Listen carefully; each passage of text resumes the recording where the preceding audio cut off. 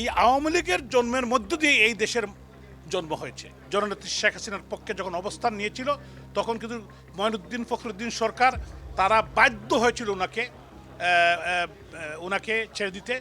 ডিসেম্বরে নেত্রী আসবেন কি না এটার প্রশ্ন কেন বারবার করা হয় এটা আমি জানি না। 2024-এর 5ই আগস্টে জোর করে একটি নির্বাচিত সরকারকে হটিয়ে আপনারা জানেন কিভাবে একটি মেডিকুলাস ডিজাইনের মাধ্যমে, এবং মাননীয় প্রধানমন্ত্রী এক্সাইলে আছেন এবং উনি ডিসেম্বরে দেশে যাবেন, দেশবাসী উনার সাথে আছে, প্রবাসী বাঙালিরা আছে, বিশ্ব মানবতা উনার পাশে আছে। ডিসেম্বরে নেত্রী আসবেন কি না এটার প্রশ্ন কেন বারবার করা হয় এটা আমি জানি না। বঙ্গবন্ধুর কন্যা, বাংলাদেশ আওয়ামী লীগের সভাপতি, বাংলাদেশের সফল বারবারের নির্বাচিত প্রধানমন্ত্রী রাষ্ট্রনায়ক শেখ হাসিনা উনি প্রেস কনফারেন্স করে প্রায় 220টি মিডিয়ার সামনে বলেছেন যে উনি ডিসেম্বরে যাবেন। আমরাও বলেছি, আমরা ওনার কর্মী, এখানে যুক্তরাজ্য আওয়ামী লীগ বলেছে, সমস্ত বিশ্বের যত ইউনিট সবাই বলেছে। এরপরে কেন সংশয় আমি জানি না। তবে বঙ্গবন্ধুর কন্যা রাষ্ট্রনায়ক শেখ হাসিনার অতীত ইতিহাস থেকে যারা পর্যালোচনা করেন উনি যা বলেন তাই করেন।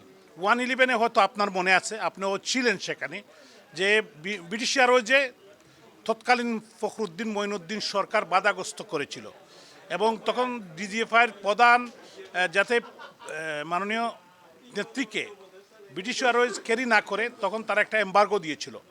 উনি সেদিন যেতে পারেন নাই, কিন্তু পরবর্তী সময় উনি গিয়েছিলেন কি না এটা আপনারা একটু মনে করেন। উনি গিয়েছিলেন এবং উনি ঢাকায় নেমে বলেছিলেন আমি এসেছি। পরবর্তীতে ওনাকে গ্রেপ্তার করে 11 মাস জেলে রেখেছিল। দেশের মানুষকে নির্যাতন, নিপীড়ন, জেল জুলুম, আওয়ামী লীগের লক্ষ লক্ষ নেতাদেরকে গ্রেপ্তার করেছে, কিন্তু তারা কি দমাতে পেরেছে? না, ওনাকে গ্রেপ্তার করেছে। পরবর্তীতে দেশের মানুষ আন্দোলন সংগ্রাম করে বিশ্ববাসী, তখন মিডিয়ার মাধ্যমে সমস্ত বিশ্ববাসী জননেত্রী শেখ হাসিনার পক্ষে যখন অবস্থান নিয়েছিল তখন কিন্তু মঈনুদ্দিন ফখরুদ্দিন সরকার তারা বাধ্য হয়েছিল ওনাকে ছেড়ে দিতে, এবং সরকার নির্বাচন দিতে চায় নাই।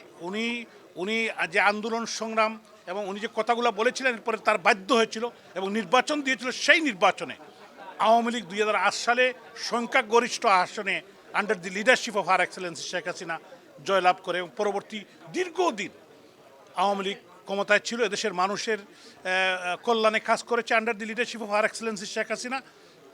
2024-এর 5ই আগস্টে জোর করে একটি নির্বাচিত সরকারকে হটিয়ে আপনারা জানেন কিভাবে একটি মেডিকুলাস ডিজাইনের মাধ্যমে, এবং মাননীয় প্রধানমন্ত্রী এক্সাইলে আছেন এবং উনি ডিসেম্বরে দেশে যাবেন, দেশবাসী উনার সাথে আছে, প্রবাসী বাঙালিরা আছে, বিশ্ব মানবতা উনার পাশে আছে। এটা সংশয়ের কোনো সুযোগ নেই। দেখেন কার্যক্রম কে নিষিদ্ধ করেছে। একটি বাংলাদেশে যে আওয়ামী লীগের জন্ম হয়েছিল 1949 সালের 23 জুন, এই আওয়ামী লীগের জন্মের মধ্য দিয়ে এই দেশের জন্ম হয়েছে।